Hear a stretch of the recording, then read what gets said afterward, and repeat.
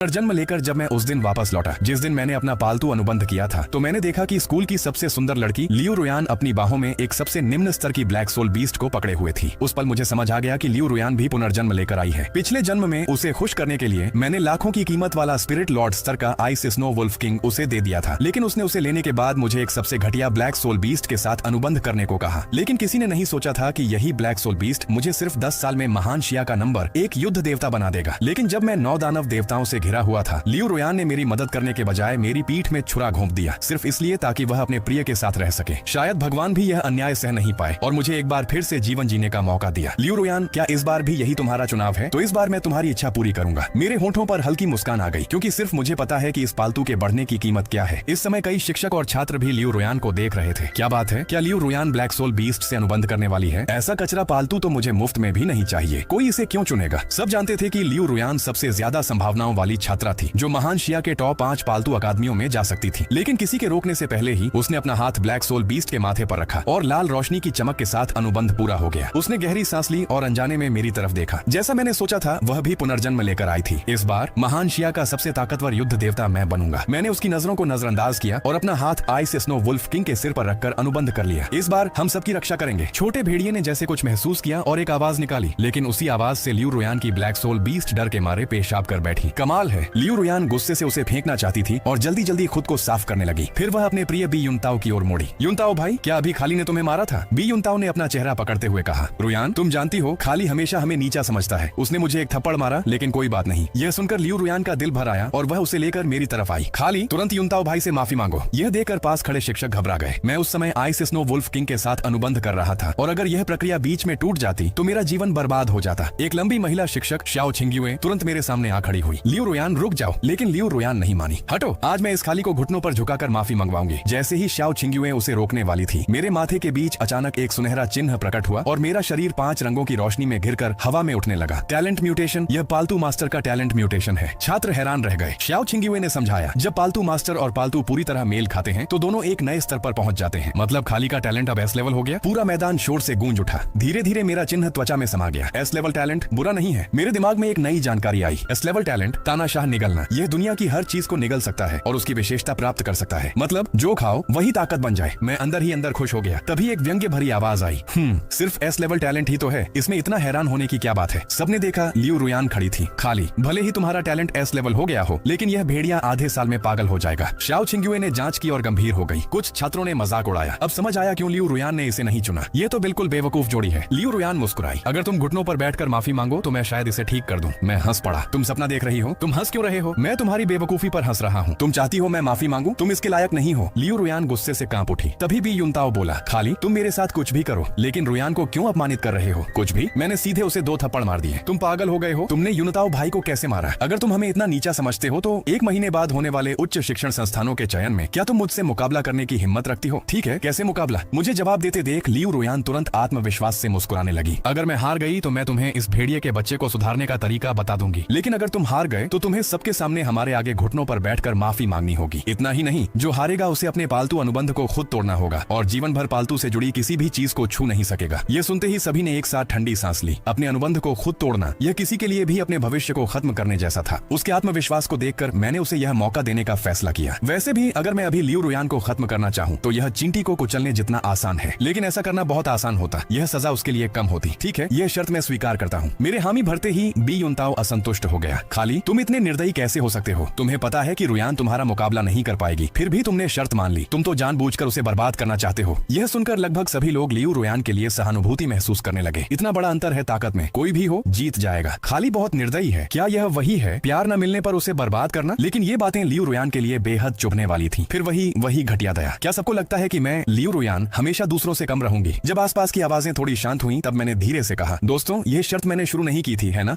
खाली, मैं सबको साबित करूंगी कि मैं तुमसे बेहतर हूँ। लियू रुयान की आवाज आत्मविश्वास से भरी थी, जैसे जीत पहले से तय हो। उसने ब्लैक सोल बीस्ट को कसकर पकड़ा और मन ही मन उसकी ट्रेनिंग की योजना बनाने लगी। लेकिन जैसे ही वह जाने लगी, मैंने आगे बढ़कर उसे रोक लिया। वह हैरान होकर मुझे देखने लगी। मैंने शांत स्वर में कहा, जो चीज मेरी है अब उसे वापस कर दो। मेरी नजर उसके हाथ में पहने कंगन पर थी। बी युनताओ तुरंत उसका हाथ पकड़कर बोला, नहीं, बिल्कुल नहीं। यह कंगन लाखों का सोल आर्टिफैक्ट है। इसमें पालतू के लिए स्पेस है और यह उसकी वृद्धि को 10% बढ़ाता है। लियू रुयान ने उसका हाथ हटाया और कंगन मुझे वापस दे दिया। तुम्हारी चीज मुझे नहीं चाहिए, चलो। वह बी युनताओ को लेकर जाने लगी। रुको, अभी और भी है। खाली, मुझे पता है यह सब सिर्फ मेरा ध्यान खींचने का तरीका है, लेकिन यह उम्मीद छोड़ दो, मैं तुमसे कभी प्यार नहीं करूंगी। सबके अलग अलग भावों के बीच मैंने बस कुछ शब्द कहे। लियू रोयान, तुम्हें लगता है तुम्हारा प्यार मेरे लिए कितने का है? ये सुनकर लियू रोयान गुस्से से पागल हो गई। उसने तुरंत अपना महंगा बैग उठाया और मेरे सामने सारा सामान बाहर निकाल दिया। लो, सब वापस। जल्दी ही तरह तरह की चीजें जमीन पर बिखर गईं। महंगे पालतू उपकरण से लेकर छोटी छोटी चीजें तक, यहाँ तक कि सैनिटरी पैड भी। मैं उन महंगे उपहारों के ढेर को पार करते हुए बोला, ये सब गंदा हो गया है, कोई इसे फेंक दो। खाली, बहुत अच्छा, बहुत अच्छा, चलो। लियू रोयान गुस्से में बी युनताओ को लेकर चली गई। मैं मन ही मन हंस पड़ा। फिर मैंने पालतू कंगन पहनकर उसे सक्रिय किया। चलो इसका असर देखता हूँ। मैंने अपनी थोड़ी सी आत्मिक शक्ति उसमें डाली और तुरंत छोटे भेड़िए की जानकारी मेरे सामने आ गई। पालतू आइस स्नो वुल्फ किंग, स्थिति युवा, ब्लड लाइन, स्पिरिट लॉर्ड स्तर, तत्व पशु प्लस बर्फ, level battle apprentice 1 star, talent skill wolf king दबाव स्पर्श, लड़ाई की शक्ति बढ़ाता है, साधारण स्किल काटना। तभी कार में बैठे एक मध्यम उम्र के आदमी ने कहा, खाली, सुना है आज तुमने पालतू अनुबंध किया, तुम्हारा पालतू कहाँ है? दिखाते क्यों नहीं? अगर तुमने कोई बेकार पालतू लिया है तो भी कोई बात नहीं, बाद में यूनताओ ताकतवर बनेगा तो तुम उसके साथ रह लेना। वह मेरा घर का ड्राइवर था, बी यूनियाओ और बी यूनताओ का पिता। मैंने उसे नजरअंदाज किया और पीछे की सीट पर बैठ गया। गाड़ी चलाओ। बी यूनियाओ हिचकिचाया। रोयान मैडम और यूनताओ साहब अभी नहीं आए, थोड़ा इंतजार कर लेते हैं। खाली, क्या तुम रोयान से झगड़ पड़े? देखो, वे दोनों बहुत समझदार बच्चे हैं, तुम्हें उनसे सीखना चाहिए। मैंने धैर्य रखते हुए दोबारा कहा। मैंने कहा गाड़ी चलाओ, लेकिन वह नहीं माना और लगातार बोलता रहा। तुम भी ना, बिल्कुल ना समझ हो। मैं कहता हूँ यूनताओ के साथ अच्छा व्यवहार करो, नहीं तो जब वह सफल होगा तब पछताओगे। उसकी बकवास सुनकर मैं तंग आ गया। बी यूनियाओ, तुम सिर्फ मेरे घर के ड्राइवर हो, मेरे सामने आदेश देने की हिम्मत कैसे हुई? मैंने उसे बाहर खींच लिया। आज से तुम नौकरी से निकाले गए। और फिर मैं गाड़ी लेकर चला गया। नौकरी जाने की बात सुनकर बी यूनियाओ रोने लगा। सब खत्म हो गया। उसी समय लियू रोयान और बी युनताओ स्कूल से बाहर आए। बी युनताओ ने उसे जमीन पर रोते देखा और उसका चेहरा बदल गया। उसने अपने साथियों को जल्दी से भेज दिया। आज रात युंडिंग त्यानगोंग में मिलते हैं, मैं टेबल बुक कर दूंगा। वह अपनी अमीर छवि खराब नहीं करना चाहता था। सबके जाने के बाद वह दौड़कर बी यूनियाओ के पास आया। क्या हुआ? युनताओ, तुम आ गए। खाली ने मुझे नौकरी से निकाल दिया। बी यूनियाओ रोते रोते मेरी बुराई करने लगा। बी युनताओ का चेहरा गुस्से से भर गया। खाली, तुम्हारी हिम्मत कैसे हुई? तभी लियू रोयान भी आ गई। फिर वही हरकत। बी यूनियाओ उसे देखकर जैसे बच गया। रोयान, मेरी मदद करो, अगर यह नौकरी गई तो हमारा परिवार खत्म हो जाएगा। बी युनताओ भी बोला। रोयान, आप देखिए, चिंता मत करो अंकल, ज्यादा समय नहीं लगेगा, मैं खाली से उसके किए की कीमत वसूल करूंगी। दूसरी तरफ जैसे ही मैं घर पहुंचा, अंदर से दादाजी की गुस्से भरी आवाज आई। बेटी, भले ही यह शादी हमने तय की थी, लेकिन वह लड़का अब बिल्कुल बिगड़ गया है। अगर तुम्हें पसंद नहीं तो इसे खत्म कर दो, वह मेरे लायक नहीं है। उसी समय घर के अंदर जी श्यामो ने दरवाजे पर खड़े मुझे देखा। ओहो, छोटा सा प्यारा कुत्ता वापस आ गया। यह सुनकर मेरे होंठ अनायास ही हिल गए। यह बात ज्यादा आक्रामक नहीं थी, लेकिन अपमान बहुत गहरा था। उसके उस बेहद खूबसूरत चेहरे को देखकर मैं पुरानी यादों में खो गया। पिछले जन्म में उसे होंगलुआन युद्ध देवी के नाम से जाना जाता था और वह महान शिया की एकमात्र महिला युद्ध देवी थी। मैं हमेशा जानता था कि मेरे और जी श्यामो के बीच एक विवाह का रिश्ता तय था, लेकिन पिछले जन्म में हम सिर्फ कुछ ही बार मिले थे। लेकिन जब मैं गंभीर रूप से घायल होकर मरने वाला था, वह लाल कपड़े पहनकर आसमान से उतर कर आई थी। खाली, तुम मर नहीं सकते, मैं तुम्हें मरने नहीं दूंगी। उसके बाद जीवन मरण का संघर्ष और दिल तोड़ देने वाली रोने की आवाजें आईं और फिर मुझे कुछ याद नहीं। तभी दादाजी ने मुझे देखा और उनका चेहरा तुरंत काला पड़ गया। मैं तुरंत उनके पास भागा और उन्हें गले लगा लिया। दादाजी, आपको फिर से देखना बहुत अच्छा लग रहा है। लेकिन दादाजी ने मुझे सोफे पर दबा दिया और 7 वुल्फ बेल्ट निकालकर जोर जोर से पीटना शुरू कर दिया। तू बदमाश, तुझे घर वापस आना भी आता है? यह देखकर जी श्यामो तुरंत बीच में आ गई। जियांग दादाजी, आप शांत हो जाइए। बेटी, तुम्हें डर तो नहीं लगा? नहीं, लेकिन आपकी तबीयत ठीक नहीं है, आपको गुस्सा नहीं करना चाहिए। दादाजी, मुझसे गलती हो गई, सच में हो गई। यहाँ मेहमान भी हैं। मैं जानबूझकर पूछ बैठा, ये कौन है? दादाजी ने मुझे घूरा। कौन मेहमान? इन्हें दीदी कहो, तुम्हारा और इनका रिश्ता तय है। देखो जी श्यामो को पिछले साल ही वह 5 बड़े उच्च पालतू संस्थानों में से एक झूंचवे अकादमी में दाखिला ले चुकी है। इतनी कम उम्र में ही वह गोल्ड लेवल पालतू मास्टर बन गई है। और तुमको देखो, दिन भर सिर्फ परेशानी देते हो और ऊपर से किसी के पीछे घूमते रहते हो। यह सुनकर मुझे गुस्सा आ गया। दादाजी, मैं कोई चापलूस नहीं हूँ और आपको कैसे पता कि मैं 5 बड़े संस्थानों में नहीं जा सकता? दादाजी फिर से गुस्सा होने वाले थे कि जी श्यामो ने तुरंत बात संभाली। लगता है तुम्हें अपने ऊपर काफी भरोसा है छोटे भाई। फिर वह मेरे सामने आई और अपनी कलाई उठाई। 5 बड़े संस्थानों में जाना सिर्फ बातों से नहीं होता। मेरा यह fire cloud sparrow spirit Lord blood line का है। तो तुम्हारा पालतू कहाँ है? उसने शरारती अंदाज में आंख मारी, जैसे मुझे चुनौती दे रही हो। मैं मुस्कुराया। मेरा छोटा भेड़िया भी कम नहीं है, आओ। एक आऊ की आवाज के साथ छोटा भेड़िया जमीन पर कूदकर चारों पैरों पर मजबूती से खड़ा हो गया। जी श्यामो एक पल के लिए चौंक गई। उसे उम्मीद नहीं थी कि मैंने आइस स्नो वुल्फ किंग के साथ अनुबंध किया होगा। उसने तुरंत दादाजी की ओर देखा। क्या यह भेड़िया किसी और को नहीं दे दिया गया था? उन दोनों की हैरानी भरी नजरों के सामने मैंने अपने माथे का सुनहरा चिन्ह फिर से दिखाया। जी श्यामो स्तब्ध रह गई। एस लेवल टैलेंट, यहाँ तक कि अनुभवी दादाजी भी हैरान रह गए। जीनियस, मुझे पता था तू जरूर जीनियस है। पूर्वजों का आशीर्वाद है। हमारा जियांग परिवार अब एक महान व्यक्ति पैदा करेगा। मैं शरारती अंदाज में जी श्यामो के पास गया और बोला, मेरा पालतू, मेरा टैलेंट बस ठीक ठाक ही है ना? मेरे इस अंदाज को देखकर जी श्यामो भी मुस्कुरा पड़ी। तुम्हारा टैलेंट कुछ खास लग रहा है। उसकी आवाज में पहले कभी न देखी गई हैरानी थी। क्या तुम इसे इस्तेमाल करके दिखा सकते हो? मैंने कंधे उचकाए और तुरंत सिर हिला दिया। अगर तुम्हारे पास कुछ ऐसा है जो मेरा छोटा भेड़िया इस्तेमाल कर सके। सामग्री तो कुछ भी चल जाएगा। जी श्यामो ने सिर हिलाया। मेरे पास बर्फ तत्व से जुड़ी सामग्री नहीं नहीं है। उसका फायर क्लाउड स्पैरो आग तत्व का पालतू था जो छोटे भेड़िए से बिल्कुल अलग था। मेरे पास है। दादाजी मुस्कुराए और एक स्पेस रिंग मुझे थमा दी। इसके बाद मेरे माथे का निशान फिर से चमक उठा। तो चलो इस एस लेवल टैलेंट की ताकत देखते हैं। मैंने छोटे भेड़िए के अभ्यास के लिए एक आइस क्रिस्टल निकाला। उसकी आंखों में तुरंत चमक आ गई। मेरे टैलेंट के प्रभाव में वह आइस क्रिस्टल आंखों के सामने ही तेजी से पिघलने लगा और शुद्ध ऊर्जा में बदलकर छोटे भेड़िए के शरीर में समा गया। करीब आधे घंटे में उस क्रिस्टल की सारी ऊर्जा खत्म हो गई और वह सिर्फ पानी बनकर रह गया। क्या जबरदस्त निगलने की शक्ति है। पूरा दृश्य देखकर जी श्यामो ने हैरानी से अपना मुंह ढक लिया। हालांकि यह आइस क्रिस्टल बहुत आम सामग्री थी, लेकिन किसी भी पालतू को इसे पूरी तरह अवशोषित करने में कम से कम 3-4 घंटे लगते थे, चाहे वह छोटे भेड़िए जैसा स्पिरिट लॉर्ड स्तर का ही क्यों न हो। तुम्हारा यह टैलेंट आखिर है क्या? तानाशाह निगलना। मैं खुद भी हैरान था। इस टैलेंट का असर मेरी उम्मीद से कहीं ज्यादा था। दादाजी, मैं ट्रेनिंग हॉल जा रहा हूँ। मैंने बिना देर किए छोटे भेड़िए को उठाया और हवेली के पीछे बने ट्रेनिंग हॉल की ओर दौड़ पड़ा। अभी थोड़ी ही देर में मुझे साफ महसूस हो रहा था कि मेरी शारीरिक क्षमता और आत्मिक शक्ति दोनों बढ़ गई है। जी श्यामो मुझे जाते हुए देखती रही और सोच में पड़ गई। क्या वह अभी भी पहले जैसा ही है? क्या वह सच में किसी के पीछे भागने वाला इंसान है? ट्रेनिंग हॉल पूरी तरह खाली था। यहाँ तक कि सफाई कर्मचारी भी जा चुके थे। यह मेरे लिए बिल्कुल सही था। कोई भी मुझे परेशान नहीं करेगा। मैंने एक जगह बैठकर स्पेस रिंग से सारी सामग्री निकाली। करीब 500-600 आइस क्रिस्टल थे। सब कुछ तैयार करने के बाद मैंने ध्यान लगाकर तानाशाह निगलना टैलेंट को सक्रिय किया और छोटे भेड़िए की ट्रेनिंग शुरू की। समय धीरे धीरे बीतता गया। छोटे भेड़िए की ताकत भी बढ़ती गई। Battle apprentice 1 star, 2 star, 3 star. पूरी रात बीत गई। 10 से ज्यादा आइस क्रिस्टल की ऊर्जा अवशोषित करने के बाद उसकी ताकत बैटल अप्रेंटिस 3 स्टार पर स्थिर हो गई। उसका शरीर भी थोड़ा बड़ा हो गया और वह पहले से ज्यादा शानदार दिखने लगा। मेरी खुद की ताकत भी ब्लैक आयरन 3 स्टार तक पहुंच गई।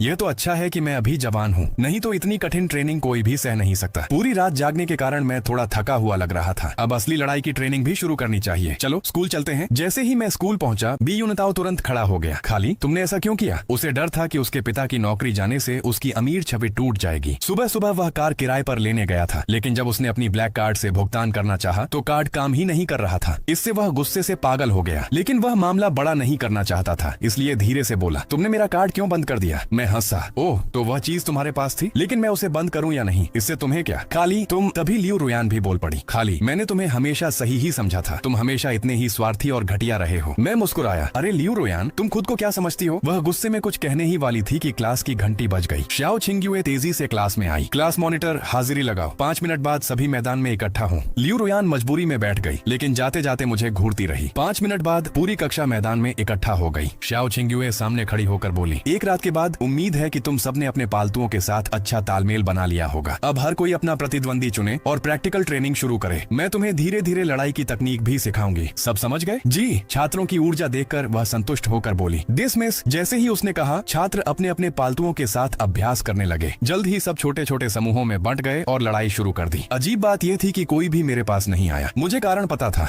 ये सब भी यूनताओ की करतूत थी। क्या यह बुलियिंग है? मैं हंस पड़ा। मैं अकेले मैदान के किनारे बैठ गया और छोटे भेड़िए को बाहर निकाला। धूप में उसके पंजे चमक रहे थे जैसे बर्फ पर सूरज की रोशनी पड़ती है। इतनी बर्फ ऊर्जा लेने के बाद क्या इसकी वंशानुगत शक्ति जागने वाली है? मैंने सोचा। उच्च रक्त रेखा वाले पालतुओं में खास शक्तियाँ छिपी होती हैं। मैंने एक लकड़ी के ट्रेनिंग डमी की ओर इशारा किया। छोटे भेड़िए, हमला करो, आओ। वह गरजा और तेजी से डमी को पंजों से खरोंचने लगा। तभी श्याओ छिंग्युए मेरे पास आई। लगता है तुम्हारा और छोटे भेड़िए का तालमेल अच्छा है। मैंने मुस्कुराकर कहा, मैडम, वह अभी बच्चा है, बहुत सीधा है। वह हल्का मुस्कुराई। तुम भी तो बच्चे ही हो, यहाँ अकेले क्यों बैठे हो? बाकी छात्रों के साथ अभ्यास क्यों नहीं करते? मैंने बस मुस्कुरा दिया। मुझे इस तरह की साधारण लड़ाई में कोई दिलचस्पी नहीं थी। वह थोड़ा गंभीर होकर बोली, मैंने तुम्हारे मामले के बारे में जांच की है। ये काफी खास है। अगर तुम चाहो तो मैं अपने शिक्षक से तुम्हारी मदद के लिए कह सकती हूँ। मैंने ईमानदारी से कहा, मैडम, आपका बहुत धन्यवाद। मुझे महसूस हो रहा था कि वह सच में मेरी मदद करना चाहती है। तभी मैदान में एक जोरदार आवाज गूंजी। तभी छात्रों की लगातार तारीफों की आवाज गूंज उठी। वाह, जैसा कि उम्मीद थी, बी साहब कमाल हैं। सच में बहुत ताकतवर हैं। बी साहब के हाथ में तो सिर्फ एक एलीट ब्लड लाइन का ब्राउन पाम बियर भी 10 का मुकाबला कर सकता है। इन सब तारीफों के बीच बी यूनताओ का घमंड आसमान छूने लगा। लियू रुयान एक तरफ खड़ी थी, मुस्कुराते हुए उसका उत्साह बढ़ा रही थी। दोनों ने एक साथ मेरी ओर देखा। कार्ड बंद कर दिया तो क्या हुआ? सब लोग तो अब भी मेरे ही आसपास घूमते हैं।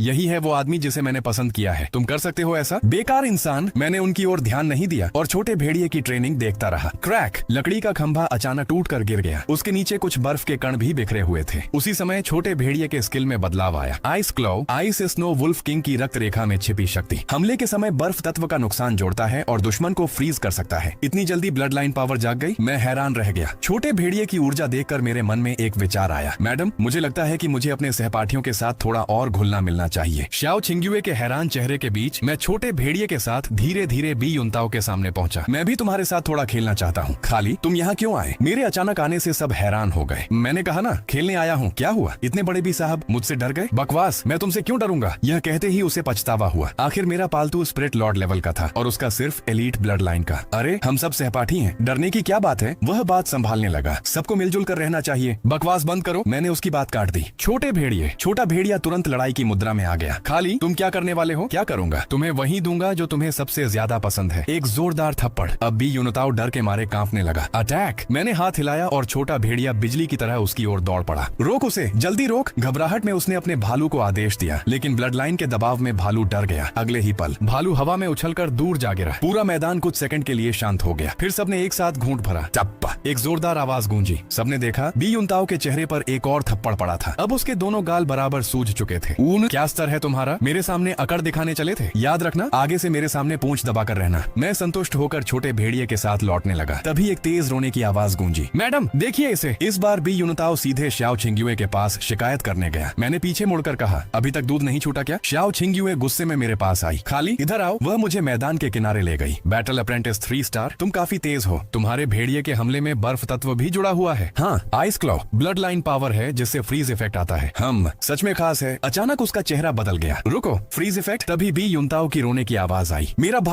भालू मर जाएगा। शाओ छिंगयुए तुरंत उसकी ओर भागी। भालू जमीन पर पड़ा था, हिल नहीं रहा था। बी युनताओ उसके पास बैठकर रो रहा था। जांच के बाद शाओ छिंगयुए ने राहत की सांस ली। बस हल्की फ्रीज चोट है, सब लोग पीछे हटो। सबको हटाकर उसने दोनों हाथ जोड़कर एक जटिल चिन्ह बनाया। हरे रंग की ऊर्जा चमकने लगी। उसकी हीलिंग स्किल से भालू के शरीर से ठंड धीरे धीरे खत्म होने लगी। मैं पीछे खड़ा होकर हैरानी से देख रहा था। हीलिंग सोल स्किल, ऐसी स्किल बहुत कम होती है। सामान्यतः सिर्फ सिल्वर लेवल पालतू मास्टर ही सोल स्किल इस्तेमाल कर सकते हैं, और हीलिंग स्किल तो उससे भी कठिन होती है। कुछ देर बाद भालू ने आवाज निकाली और उठ खड़ा हुआ, लेकिन तभी छोटे भेड़िए की एक हल्की दहाड़ सुनाई दी। भालू फिर से डर के मारे गिर पड़ा। शाओ छिंगयुए ने मेरी ओर देखा। छोटा भेड़िया गर्व से खड़ा था। मैडम देखिए, ये बहुत ज्यादा कर रहा है। बी युनताओ गुस्से से बोला। शाओ छिंगयुए परेशान हो गई। कुछ देर सोचकर उसने मुझे डांटा। छात्रों को आपस में शांति से रहना चाहिए। तुम ऐसे क्यों लड़ रहे हो? ऐसा करो, तुम्हारी कोई मांग है तो बताओ। अगर तुम्हें माफी चाहिए तो मुझे यकीन है खाली मना नहीं करेगा। मैं मना करता हूँ। मैं हंस पड़ा। मैडम, ये मामला मैं खुद संभाल लूंगा। मैंने उसे आश्वासन दिया। बी युनताओ फिर से रोने लगा, लेकिन मैंने उसे रोक दिया। मैंने तुम्हें ही मारा है, क्या कर लोगे? बी युनताओ, अगर तुम्हें जरा भी हिम्मत है तो क्या तुम भूल गए क्या? मैंने कहा था मेरे सामने पूंछ दबाकर रहना। या फिर क्या तुम चाहोगे कि मैं सबको बताऊं कि कल मैंने एक ड्राइवर को नौकरी से निकाला? यह सुनते ही बी युनताओ का चेहरा सफेद पड़ गया। टुकड़ा बड़े बड़े ठंडे पसीने की बूंदें निकलने लगी, जैसे उसकी पूंछ पर पैर रख दिया गया हो। बी युनताओ ने सिर झुका लिया और धीमे से नरमी दिखाते हुए बोला, तो इसे ऐसे ही मान लेते हैं कि कुछ हुआ ही नहीं। शाओ टीचर, आप देखिए, बिल्कुल सही तरीके से हल हो गया। शाओ छिंगयुए को ऐसा लगा जैसे एक कौवा उसके सिर के ऊपर से उड़ गया हो और एक काली लकीर छोड़ गया हो। यह छोटा सा घटनाक्रम खत्म होते ही छात्र फिर से अपने अपने समूह बनाकर साधारण वास्तविक युद्ध प्रशिक्षण करने लगे। मैं मैदान के किनारे वापस आ गया, लेकिन अनजाने में ही मेरी भौहें सिकुड़ गईं। तर्क के अनुसार लियू रुयान इतनी चुप नहीं रहनी चाहिए थी। इस बार शुरुआत से लेकर अंत तक लियू रुयान असामान्य रूप से शांत रही, यहाँ तक कि उसने ब्यूनताओं के लिए भी आवाज नहीं उठाई। और लियू रुयान की तरफ जब पाम भालू हार गया, तब से वह लगातार उसके घावों का निरीक्षण कर रही थी। कमबख्त, इस हरामी ने सिर्फ एक रात में ही उस बेवकूफ भेड़िए को युद्ध स्तर 3 तक पहुंचा दिया और वह बर्फीला पंजा भी सीख गया। लियू रुयान ने अनजाने में अपनी मुट्ठी भींच ली। पिछले जन्म में छोटा भेड़िया उसका ही पालतू जीव था, इसलिए वह उसके बारे में सब कुछ अच्छी तरह जानती थी। बर्फीला पंजा इस्तेमाल करने का मतलब था कि भेड़िए की रक्त रेखा शक्ति पहले ही सक्रिय हो चुकी है। इस तरह की विकास गति पूरी तरह उसकी उम्मीदों से बाहर थी। जानना चाहिए कि अभी तक उसका ब्लैक सोल बीस्ट अभी भी युद्ध स्तर 1 पर ही है। वह हरामी जियांग परिवार के सहारे है और उसके पास जितने संसाधन हैं, उनकी तुलना मैं नहीं कर सकती। नहीं, यह जानबूझकर सबको सुनाने के लिए कहा गया था। जंगल में मैंने सुना है कि जंगल में खून के प्यासे दैत्य होते हैं और वहाँ बहुत असुरक्षा होती है। अक्सर लोग मर जाते हैं। क्लास मॉनिटर लियू को क्या हो गया है? अचानक जंगल जाने की बात क्यों कर रही है? क्या यह ठीक नहीं है? लियू रुयान के इस प्रस्ताव पर बहुत से लोगों ने असहमति जताई। मैं तुरंत समझ गया लियू रुयान की चाल क्या है। वह जंगल में जाकर वह चीज हासिल करना चाहती है ताकि मेरी प्रगति को पकड़ सके। पिछले जन्म में जंगल के ज्यून पर्वत क्षेत्र में एक विशेष सामग्री थी, मिंगलोंग श्यान पत्थर, जो पालतू जीवों के स्तर को तेजी से बढ़ा सकता है। उस समय ब्यूनताओ ने लियू रुयान के जन्मदिन का बहाना बनाकर मुझे धोखा दिया था कि मैं खुद जाकर उस पहाड़ से खास ज्यून खनिज लाकर दूं ताकि लियू रुयान के लिए दिल के आकार का उपहार बना सकूं। पता नहीं क्या हुआ था। वहाँ पास में एक एलीट स्तर का दैत्य पहरा दे रहा था। अगर मैं तेजी से नहीं भागता तो उसी बार मर जाता। लियू रुयान ने शाओ छिंगयुए को देखा और जैसे ही वह मना करने वाली थी, शाओ टीचर, आपको जल्दी से मना करने की जरूरत नहीं है, पहले मेरी बात सुन लीजिए। मेरी जानकारी के अनुसार बेस के बाहर ज्यून पर्वत में एक स्वर्ण पत्थर की खदान मिली है जहाँ सेना के लोग तैनात हैं। जब तक हम अंदर गहराई में नहीं जाएंगे तब तक कोई खतरा नहीं होगा। सबसे महत्वपूर्ण बात यह है कि वहाँ आसपास पालतू जीवों को विकसित करने के लिए बहुत सारी सामग्री मिलती है। हम बस थोड़ी सी भी इकट्ठा कर लें तो पालतू जीवों को विकसित करने का काफी खर्च बचा सकते हैं। आखिरी वाक्य ने सभी लोगों का विचार बदल